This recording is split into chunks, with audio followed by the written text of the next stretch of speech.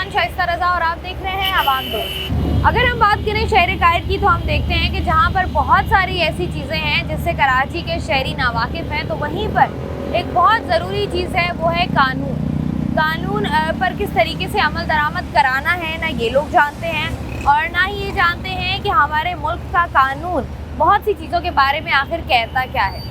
अक्सर हमने अपनी टीवी स्क्रीन पर एक जुमला सुना है कि दफ़ा 144 का नफाज कर दिया गया है। दफ़ा 144 क्या कहती है, क्योंकि बहुत सारे ऐसे लोग हैं जो इस बात से नावाकिफ़ हैं कि अगर दफ़ा 144 का नफाज आपके शहर में होता है तो कौन कौन सी ऐसी चीज़ें हैं जिन पर पाबंदी आयद होती है, कौन कौन से ऐसे काम हैं जो आप नहीं कर सकते हैं और अगर आप करते हैं तो आप पर क्या जुर्म और क्या सज़ा होगी आपको और कितना जुर्माना आपको देना पड़ेगा। आज के प्रोग्राम में हम यही सब जानने की कोशिश करेंगे, तो आइए प्रोग्राम का बाकायदा आगाज़ फिर। आज के प्रोग्राम में ज़रा कराची के शहरियों से जानते हैं कि क्या वो जानते हैं कि दफ़ा 144 का जब नफाज होता है तो कौन कौन सी चीज़ों पर पाबंदी लगती है। अस्सलाम वालेकुम। वालेकुम सलाम। भाई कितने अर्से से बाइक चला रहे हैं? तकरीबन 7 साल हो गए। 7 साल हो गए हैं। अच्छा, दफ़ा 144 लगती है जब कराची शहर में, तो क्या होता है, क्या मतलब होता है इस बात का? कुछ पता ही नहीं है। यहाँ पे दफ़ा 144 लगी हुई है, वही है। तो क्या लगा हुआ है उसमें, किस लगने का मतलब मकसद भी तो कुछ होगा ना। उसमें ये लगाया हुआ है ना उन्होंने कि 5 बंदे एक साथ नहीं खड़े हों। हर जगह खड़े हैं बंदे तो 5, कोई 144 पे कोई अमल नहीं है। ठीक है, तो आपको पता है कि अगर ये आप एक कानून मौजूद है, अगर इसकी खिलाफ वर्जी करते हैं आप तो क्या सज़ा है? सज़ा तो कोई है इसकी खिलाफ वर्जी की, लेकिन लोग छुट जाते हैं उसमें पैसे दे के पुलिस वालों को। अगर हम बात करें कराची शहर की, कराची शहर में दफ़ा 144 लगी हुई है, क्या मतलब है इसका? तो वो 144 जहाँ 4 बंदे ज़्यादा होंगे वहाँ दफ़ा 144 अप्लाई होगी। मतलब क्या मतलब है कि जहाँ 4 बंदे होंगे वहाँ क्या होगा? 144 अप्लाई हो जाएगी। अब एज फॉर गवर्नमेंट क्या होगा, क्या दफ़ा 144 क्या अप्लाई कोई होगी? प्लानिंग ना हो, कोई मनसूबाबंदी ना कर रहे हो, इस तरह के इश्यूज आ सकते हैं। तो अगर ऐसा होता है तो इसकी सज़ा क्या है? अब इसका नहीं मालूम, ये तो कानूनी है। बहुत सारी नॉर्मली तकरीबन 3 महीने या 6 महीने दफ़ा 144 से अगर खिलाफ वर्जी करते हैं मे बी। अच्छा, अगर मुझे बताएं कि हम जब कराची के शहरियों से बात करते हैं तो हम ये देखते हैं कि बहुत सारे लोग जो हैं वो जो कानून है उससे अवेयर ही नहीं है। अब देख रहे हैं आपके सामने, एज पर कानून देखा जाए तो 144 अप्लाई हो रही है, ऐसा ही है। अभी मामू आएंगे उठा के ले जाएंगे, उनका राइट बन जाए ना, उन्होंने तो अप्लाई कर दिया 144 अप्लाई है, लेकिन नहीं है कानून के तज्जे भी कर रहे हैं। तो क्यों नहीं करते हम कानून को फॉलो क्यों नहीं करते? कानून को फॉलो क्यों नहीं करते? अवेयरनेस नहीं है सही मानों में हम लोगों को, शऊर जिसे कहते हैं वो चीज़ नहीं है। ठीक है, और कराची शहर में कहाँ अप्लाई हो सकता है इतना। अस्सलाम वालेकुम भाई। वालेकुम भाई अस्सलाम। बाइक चलाते हैं कब से ली है बाइक आपने? ये मैंने अभी लिया है, तकरीबन 2 महीने हुए हैं। 2 महीने हो गए। ठीक है, कराची के डाकुओं से डर नहीं लगता आपको? बहुत ज़्यादा। फिर भी ले लिया आपने? हाँ, ले ली। अच्छा, मुझे बताएं दफ़ा 144 नाफिज हुई हुई है कराची शहर में, क्या मतलब है इसका? मैं कुछ कह नहीं सकता इसके बारे में। पता है आपको? जी। क्या होती है? ये डकैती वगैरह की। डकैती क्या? मतलब ये चोरी, ये मोबाइल चोरी हो रहे हैं, बाइक चोरी हो रहे हैं। अच्छा हुआ है, मैंने कह रहा हूँ ये अच्छा किया उन्होंने। सर मुझे बताएं कराची शहर में आपको कितना टाइम हो गया है? पैदाइश यहीं की। पैदाइश यहीं की है। बाइक कब से चला रहे हैं? बाइक तो तकरीबन 10 साल हो गए। 10 साल हो गए चलाते हुए। कानून का पता है आपको? जो पाकिस्तान में कानून है उसको जानते हैं थोड़ी बहुत? कानून के बारे में जानेंगे तो फिर गाड़ी नहीं चला पाएंगे। अच्छा, मुझे बताएं दफ़ा 144 का नफाज कर दिया गया है, नाफिज कर दी गई है कराची शहर में, क्या होती है दफ़ा 144? कुछ पता नहीं, कानून के बारे में नहीं पता। ना, अब आपके शहर में इतनी दफ़ा लगी है दफ़ा 144, हर चौथे दिन लगी हुई होती है, तो आपको पता तो होना चाहिए ना। क्या पता आप पकड़े जाए, आपको पुलिस पकड़ कर ले जाए, आपको पता ही ना हो क्या होती है। आजकल पुलिस पकड़ती हुई तो 150-100 रुपये लेके छोड़ देती है, और क्या होता है। आप कितनी दफ़ा पकड़े गए? कई दफ़ा पकड़े गए और 150 लेके छूट जाते हैं, और क्या करती है? क्या कहते हैं आप? ज़्यादा लाइसेंस पकड़ती है, चालान पकड़ती है, यानी जो भी चीज़ है बस गाड़ी के हवाले से पता करती है, बाकी नहीं होता तो पैसे लेती है, ख़त्म। अच्छा, मुझे बताएं कि कोई अंदाज़ा है कि क्या होता होगा दफ़ा 144 जब लगती है? तो तुक्का मार लें। उसका क्या है, पता ही नहीं है। पता ही नहीं है। ठीक है जी, बहुत शुक्रिया। यहाँ पर हम आवाम से बात कर रहे हैं। अस्सलाम वालेकुम भाई। भाई दफ़ा 144 क्या होती है? दफ़ा 144 ये गरीबों पे जुल्म ही होता है। सही है। होता क्या है इसमें? इसमें ये होता है कि एक बंदा जो दिहाड़ीदार है वो 1000 रुपये कमाता है और मोटरसाइकिल पे वो डबल सवारी बंद करते हैं। एक आदमी 100 रुपये जमा करके वो 200 रुपये का पेट्रोल डलवा के जा रहा है, ये 100 दफ़ा 44 लगा देते हैं, उसके ऊपर तो जुल्म हो गया ना। वो 200 रुपये भर के अकेला जाएगा, वैसे वो ज्वाइंट होके जा रहे हैं। सही है, ठीक है। अच्छा, यहाँ पर जो है वो जुल्म है, गरीबों से जुल्म है। दफ़ा 144 क्या है? जुल्म ही है, और गरीबों से क्या है? ठीक है जी। आज के प्रोग्राम में हम लोग यही जानने की कोशिश कर रहे हैं कि कितनी आवाम है जो इस बात से वाकिफ़ है कि दफ़ा 144 बेसिकली होती क्या है। प्रोग्राम में मज़ीद भी इससे बात करेंगे। अब वक्त तो एक ब्रेक का हमारे साथ है।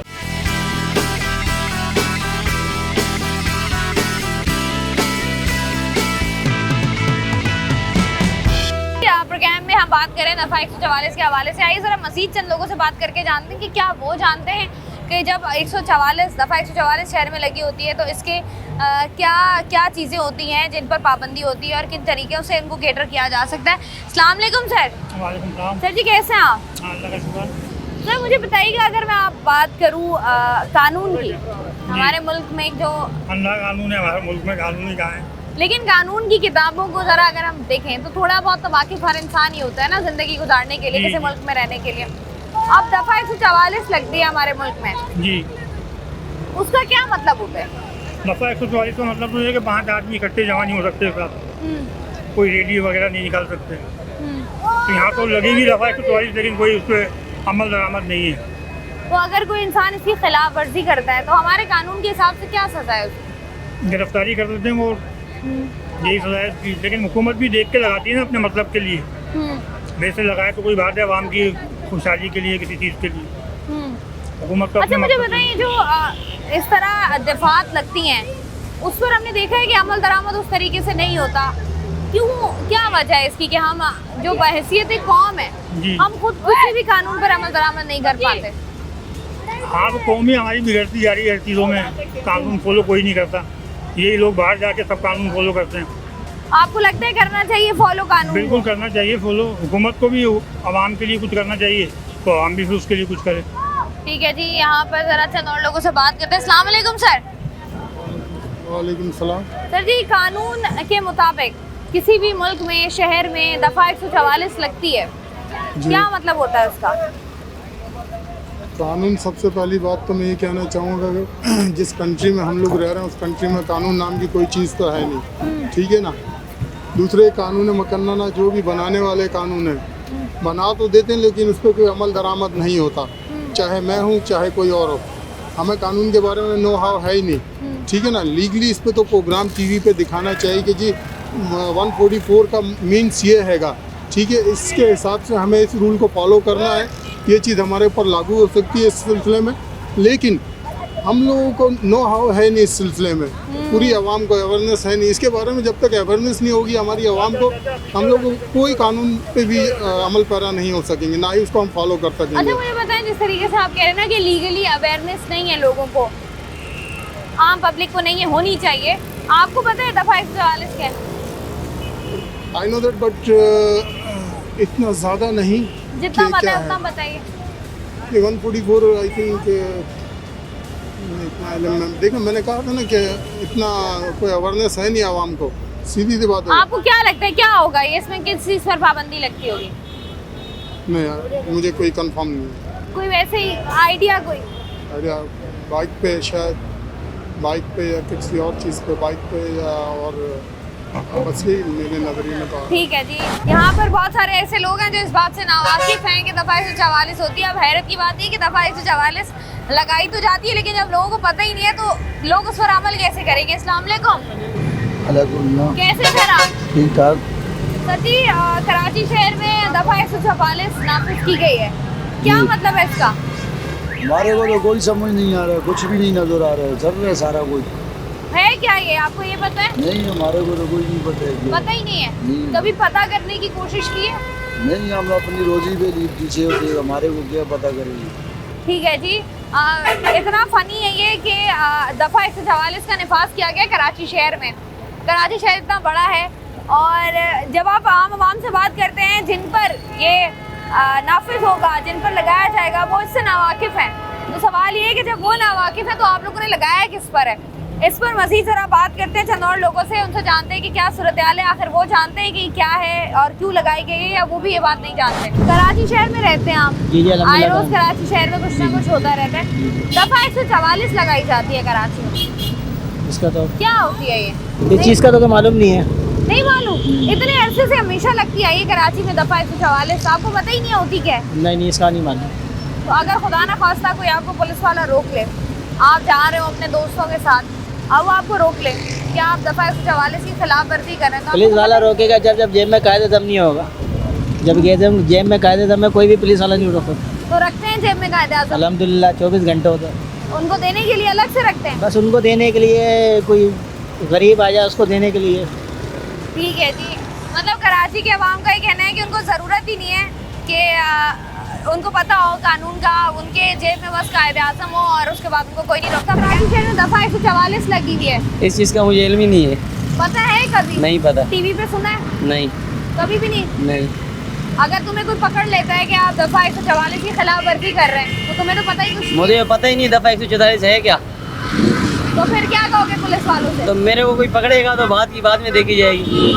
ये भी ठीक है जी। प्रोग्राम में हम लोग आज बड़े इंटरेस्टिंग टॉपिक पर बात कर रहे हैं।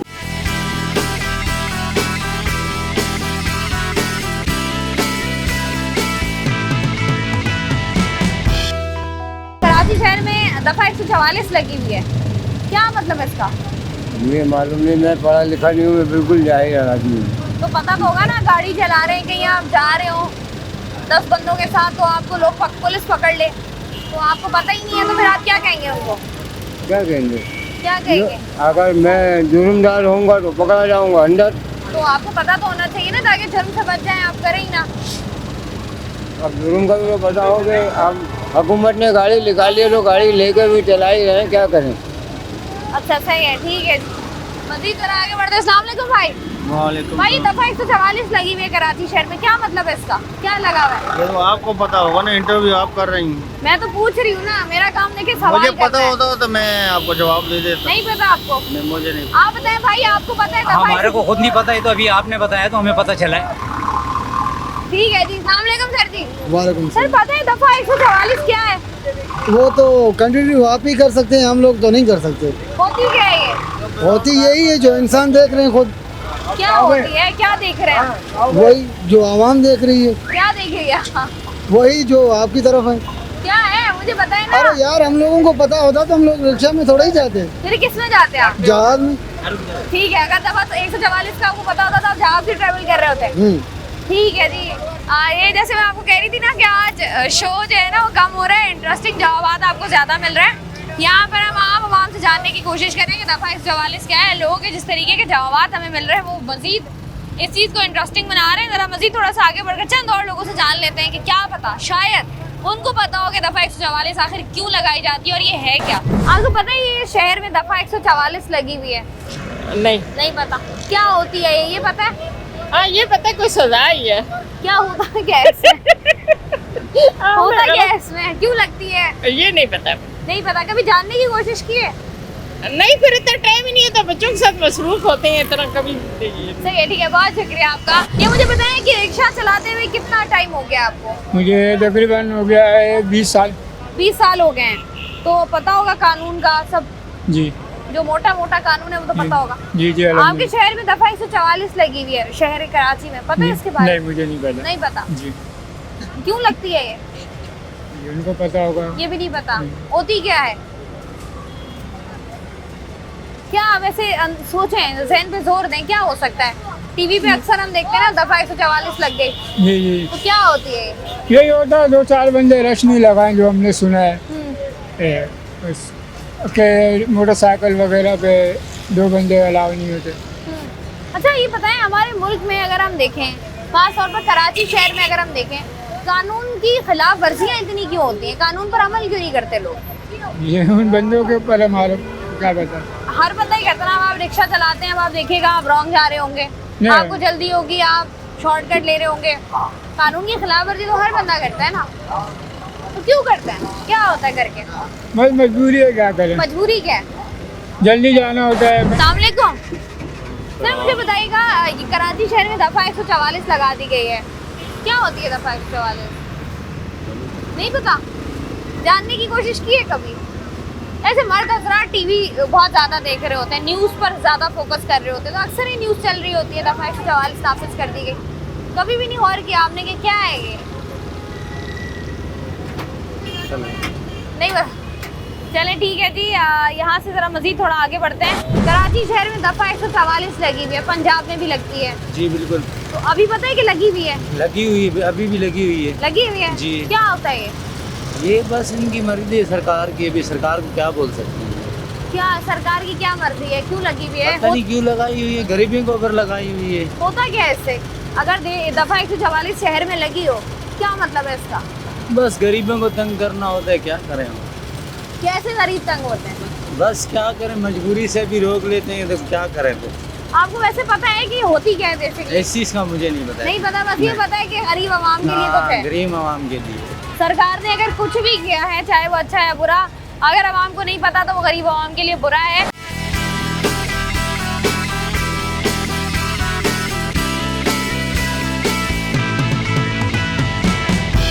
प्रोग्राम में हम लोग बात कर रहे हैं कैसे बुनियादी सवाल की जो अक्सर हमारी खबरों की जीनत बनता है, लेकिन बहुत सारे ऐसे लोग हैं जो उस बारे में नहीं जानते।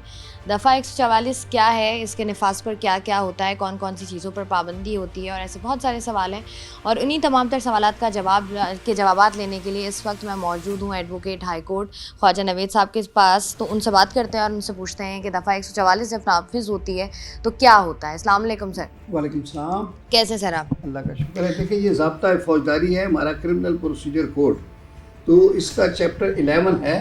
चैप्टर का जो एक्चुअली हेडिंग है वो है temporary orders in urgent cases of nuisance और एप्रीहेंडेड डेंजर। यानी जहाँ पे कोई ख़तरा हो कि बहुत बड़ा हंगामा हो सकता है, बहुत बड़ा नुकसान हो सकता है, अवाम का इंतशार हो सकता है, तो उसको फौरी तौर पर रोकने के लिए टेम्परेरी ऑर्डर्स इशू किए जा सकते हैं ज़ाब्ता फौजदारी की दफ़ा 144 के तहत। और ये होता कैसे है कि सुपरिटेंडेंट ऑफ पुलिस जो इलाके का होता है वो रिक्वेस्ट भेजता है डिप्टी कमिश्नर को, तो डिस्ट्रिक्ट मजिस्ट्रेट को पावर होती है इसका नफाज करने की। और इसमें इनकी 4 शिकें यहाँ लिखी हुई हैं। Power to issue orders absolute at once in urgent cases of nuisance और एप्रीहेंडेड डेंजर, यानी इसमें उनको एट वंस ऑर्डर करना है, कोई डिले नहीं करना, और वो 144 इशू हो जाती है। और इसमें कहता है कि an order under this section में इन केस ऑफ एमरजेंसी और in cases where the circumstances do not admit of the serving in due time a notice upon the person against whom the order is directed be passed ex parte. उन्होंने कहा कि इसमें जब 144 का order pass करना होता है तो कोई दूसरी पार्टी को नोटिस देने की ज़रूरत नहीं होती, इमीडिएटली बगैर नोटिस के ऑर्डर पास कर दिया जाता है। ये अक्सर आपने सुना होगा कि ये मस्जिदों में झगड़े होते हैं, ये मुख्तलिफ स्कूल ऑफ थॉट के लोग आपस में लड़ते हैं मस्जिद पे कब्ज़ा करने के चक्कर में।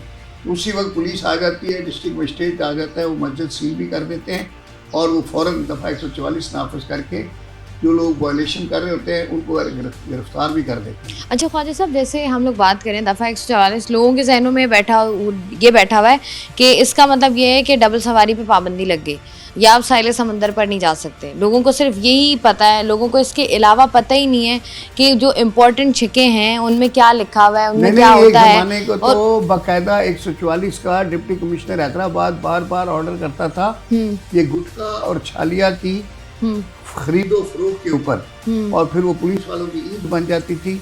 वो सारे गुटखे वालों की फैक्ट्रियों पे छापे मार के गिरफ्तार करके लाखों रुपए लेके वहाँ से जो गुटखा रिकवर करते थे फिर वो खुद ही बेचते थे। तो ये मतलब दफ़ा 144 के तहत बार बार 2 महीने 3 महीने के लिए डिप्टी कमिश्नर साहब उसकी खरीदो फरोख्त बंद कर देते थे ताकि मुज़िर सेहत है और लोगों को कैंसर ना हो, तो लोगों के बेनिफिट के लिए वो ऑर्डर किया जाता था।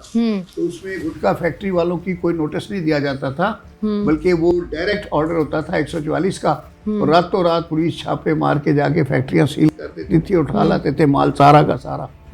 अच्छा देखिए ख्वाजा साहब, जो दफ़ा 144 की खिलाफ वर्जी करते हैं उनके बारे में कानून क्या कहते हैं? बहुत ही कम। तो ये है कि ये कॉग्निजेबल ऑफेंस है और इसमें गिरफ्तारी हो जाती है और इसमें बेल भी अदालत से होती है, थाने से बेल नहीं होती। अगले दिन सुबह कोर्ट में आके दरखास्त लगानी पड़ती है। अच्छा, 144 की खिलाफ वर्जी करने वाले को दफा 188 188 पाकिस्तान पीनल कोड, वो बड़ी छोटी सी दफा है, वो ये है disobedience of any legal order. इसका ये है 188 कहती है disobedience to an order lawfully promulgated by the public servant if such disobedience causes obstruction of annoyance, injury to person lawfully employed। तो ये 144 की खिलाफ वर्जी shall not arrest without warrant, summons, bailable, not compoundable।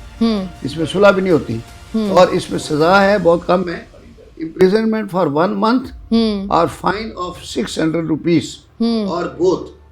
और executive magistrate को power होती है इस case को चलाने के लिए, जुडिशियल मैजिस्ट्रेट की भी जरूरत नहीं है।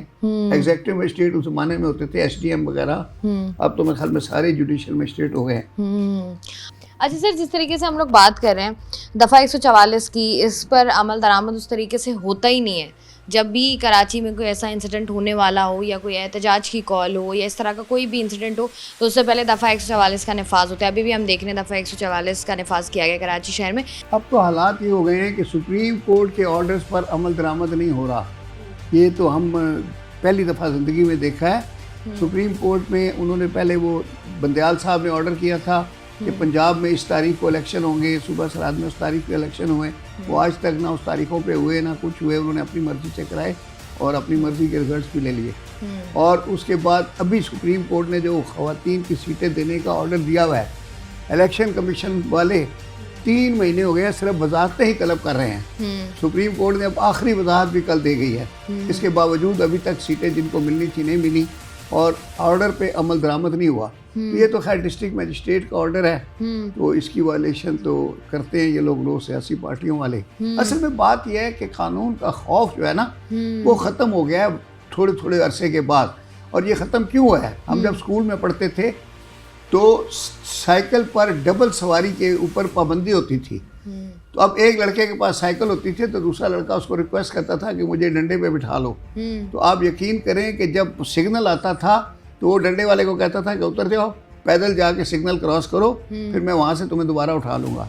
तो इतना खौफ था। हालांकि एक कांस्टेबल खड़ा होता था और उसे सिर्फ चालान करना होता था, कोई जेल में भी नहीं डालना। लेकिन वो बच्चों की उम्रें क्या होती थी, 12 साल 14 साल साइकिल चलाते थे। लेकिन कानून की आप देखें अतात कितनी थी। एक मुझे सेशन जज साहब कहने लगे उस ज़माने में साइकिल के ऊपर बत्ती लगाने का हुक्म था रात को। कहने लगे हमारे अब्बा को हार्ट अटैक हो रहा था तो हम डॉक्टर को लेने जा रहे थे तो साइकिल ली सक्खर में। कहते हैं तो अब्बा हार्ट अटैक में कह रहा था कि साइकिल पर बत्ती लगा लेना। यानी इतना कानून का वो है, उसको अपनी मौत और उसका नहीं था फिक्र। उसे ये था कि बच्चा जा रहा है डॉक्टर को लेने, ऐसा ना हो कि बगैर बत्ती के साइकिल लेके चला जाए और उसके ऊपर जो है चालान हो जाए। तो ये कानून की उस वक्त अमल दरामद था, इतना खौफ था कानून का। उस ज़माने में गरारी वाला चाकू जब हमने वकालत शुरू की है उसे आर्म्स ऑर्डिनेंस के तहत चालान होता था और ये होता था कि इस लड़के की तलाशी लेने के ऊपर गरारी वाला चाकू निकला है। और अब दौर ये आ गया कि क्लाशन कोफे लेके सड़क पे घूम रहे हैं आराम से। ये जो आप देखें ये आगे डाले चल रहे होते हैं आपकी गाड़ी के, इसमें जो 8 गार्ड बैठे होते हैं सबके हाथों में वो वेपन होते हैं डेडली। और अगर आप चेक करें तो 2 के भी लाइसेंस नहीं होंगे। अच्छा, जैसे ख्वाजा साहब आप बात करें ना कि पहले कानून का खौफ होता था, अब ये कानून का जो खौफ खत्म हो गया है, इसकी जिम्मेदारी आप किस पर डालेंगे? इस पे जिम्मेदारी मैं सारी अदालतों पे डालता हूँ, एग्जीक्यूटिव पे डालता हूँ और जिन लोगों ने कानून पे अमल दरामद नहीं कराया और अमल दरामद ना कराने पर सजाएं नहीं दी। आप एक बात देखें, एक दिन मैं IBA का सेमिनार था और वहाब साहब थे उनके चेयरमैन, तो मैं स्पीकर था। तो मैंने तकरीर शुरू की। मैंने कहा कि पाकिस्तान के माशरे को सिर्फ 2 घंटे में ठीक किया जा सकता है। वो बैठे हुए थे अपनी सीट पे, ऐसे करके आगे झुक गए मेरी शक्ल देखने के लिए कि ये कौन आदमी ये बात कर रहा है। तो मैंने कहा कि सर आप एक पाकिस्तानी को यहाँ कराची एयरपोर्ट से जहाज़ में बिठा के 2 घंटे के लिए भेजें जैसे ही वो सड़क पे वहाँ दुबई में उतरेगा, ना वो सड़क पे खड़े होकर पेशाब करेगा, ना वो दीवार पे नारे लिखेगा, ना वो ओवरटेक करेगा, ना वो सिग्नल तोड़ेगा। वो 1 मिनट में 2 घंटे में बंदे का पुत्र बन जाएगा। इसलिए कि वहाँ पता है कि there is no uncle to recommend, उसको किसी ने छोड़ना नहीं है। बल्कि यहाँ तक कि जो शुरता बंद करके जाता है, अगर वो छुट्टी चला जाए, जब तक वापस नहीं आएगा दूसरा उस शुरता छोड़ेगा नहीं। वो कहता है कि ये उसने बंद किया है, ये उसका माल है। लेकिन अब ये देखिए ना, जिस तरीके से आप कह रहे हैं कि कानून की बालादस्ती नहीं, अब कानून की बालादस्ती नहीं है तो देखिए ना जुर्म कितना बढ़ गया। यही तो मैं कह रहा हूँ ना। देखें, दुबई में कोई जादू तो नहीं है। दुबई के कानून में ये फ़र्क है, वहाँ चेक डिसऑनर हो जाए वो बंदा जो है छूट ही नहीं सकता। यहाँ रोज़ चेक डिसऑनर हो रहे हैं, लोग बेईमानी में पैसा खा रहे हैं और वो पकड़े भी जाते हैं, जमानत हो जाती है, भाग जाते हैं, पैसे नहीं देते। तो आपको क्या लगता है कि अगर हम इसको अगर हम कानून पे स्ट्रिक्टली अमल दरामद करें, आप यकीन करें, मेरा जैसे मैंने कहा था ना कि 2 घंटे में माशरा ठीक हो जाएगा, आप यकीन करें कि ये माशरा आपका 2 घंटे में ठीक हो जाएगा। लेकिन जैसे आप बात कर रहे हैं ना कि बाहर कोई अंकल नहीं है बचाने वाला, यहाँ पर जो अंकल आ अंकल जाते हैं ना, हर आदमी ने कार्ड बनाया हुआ है, जी मैं फलानी पार्टी का मेंबर हूँ, मैं इनका सेक्टर इंचार्ज हूँ और मैं इनका वो इलाका का चेयरमैन हूँ, मैं नाज़म हूँ, मैं ये हूँ। हर आदमी थाने पहुँच जाता है शुमारिश करने के लिए और SHO अपनी पोस्टिंग इन लोगों की मार्फत करवाते हैं। जब पुलिस के SSP की पोस्टिंग जो है वो MPA और MNA कराते हैं तो वो थोड़ी वो उन्हीं के तहत चलेगा। वो जब सिफारिश करते हैं कि भाई इसको छोड़ दो, मेरा वर्कर है, तो SP कहता है छोड़ दो यार, तो उनका इतना दिल बड़ा हो जाता है, वो फिर जुर्म रिपीट करते हैं कि उनको पता है कि उनका MPA आकर उनको छुड़ा के ले जाएगा या टाउन कमेटी का चेयरमैन आ जाएगा, वो ले जाएगा। यानी कानून पे जिन्होंने अमल दरामद करना है बेटा, वही लोग सिफारिशें करते हैं, फिर छोड़ना पड़ता है। जब छूट जाता है बंदा तो वो शेर बन जाता है। पंजाबी में कहते हैं कि खोती थाने होके आ जाए ना तो शेर हो जाती। अच्छा, लेकिन ये देखें जिस तरीके से हम बात कर रहे हैं कि इन्होंने ही लगाना है, हालांकि देखा जाए तो कानून सबके लिए बराबर है जी, कानून सबसे ऊपर है। लेकिन यहाँ पर यही आप कह लें, जैसे आप बात कर रहे हैं, चंद MPAs हो गए, चंद MNAs हो गए या जो टाउन चेयरमैन हो गए, अगर इन्हीं के थ्रू ये सारे काम होने तो फिर तो आप कुछ भी नहीं कर सकते ना। यही तो मैं कह रहा हूँ, बेबस है पुलिस। वो ऑफिशियल्स जिन्होंने पकड़ना है वो बेबस है इनके हाथों, क्योंकि अगर इनका नहीं करेंगे तो अगले दिन ये उनको उड़ा के ट्रांसफ़र करा देंगे, छुट्टी हो जाएगी। 6-6 महीने पोस्टिंग नहीं मिलती, फिर पोस्टिंग लेने के लिए बड़े पैसे देने पड़ते हैं, वो भी को मुफ्त थोड़ी होती है यहाँ। लेकिन ये तो गलत है ना। अगर आप ख्वाजा साहब हम देखें, अगर पोस्टिंग्स लोग तो बड़ा पढ़ के बड़ी डिग्रियां लेकर फिर पुलिस ऑफिसर बनते हैं जी। अब यहाँ पर 4 पैसे देकर आप किसी को भी सीट पे बिठा देते हैं, तो ये भी तो गलत है ना। तो फिर उसके बाद का इम्तिहान होता है SSP को अपॉइंट करने के लिए। वो बच्चा जो आता है 22 साल का, वो पहले ASP बनता है, बड़ी रिगरस ट्रेनिंग लेता है, फिर जाके कहीं वो 3-4 साल बाद SP बनता है, फिर उसके 2-4 साल बाद SSP बनता है। तो एक पूरा प्रोसेस है। जिस तरह फौज में 2nd लेफ्टिनेंट भर्ती होता है, कोई बंदा डायरेक्ट मेजर भर्ती नहीं हो सकता। 2nd लेफ्टिनेंट, फिर लेफ्टिनेंट बनेगा, फिर लेफ्टिनेंट के बाद वो मेजर बनेगा, फिर कर्नल बनेगा, फिर आखिर में वो जनरल बन जाता है। बहुत शुक्रिया जी। हमारे साथ एडवोकेट ख्वाजा नवेद साहब मौजूद थे और जिस तरीके से हम लोग आज के प्रोग्राम में बात कर रहे थे कि बहुत सारी ऐसी चीज़ें हैं, बहुत सारे कवानीन हमारे मुल्क में मौजूद हैं और कुछ कवानीन ऐसे जिनके बारे में आपको पता होना बड़ा ज़रूरी है, क्योंकि रोज़ाना की बुनियाद पर जब आप घर से बाहर निकलते हैं तो आपको पता होना चाहिए कि कौन से कानून की किताब में, कौन सी शिक में अगर पर पाबंदी लगी हुई है और अगर वो चीज़ होती है तो उसका नुकसान आपको किस कदर होगा। और यही एक बुनियादी वजह है कि कवानीन का एहतराम नहीं किया जाता, कानून की खिलाफ वर्जी की जाती है। और साथ ही साथ जिस तरीके से कराची शहर का हाल है उसकी बुनियादी वजह भी यही है कि अगर यहाँ पर कानून को उस तरीके से कानून का पर अमल दरामद होता तो सिचुएशन आज शहर कायद की कदरे बेहतर होती। मैं हूँ आपकी मेज़बान शाइस्ता रज़ा। प्रोग्राम से मुझे दें इजाज़त, अपना रखिएगा ख्याल। अल्लाह।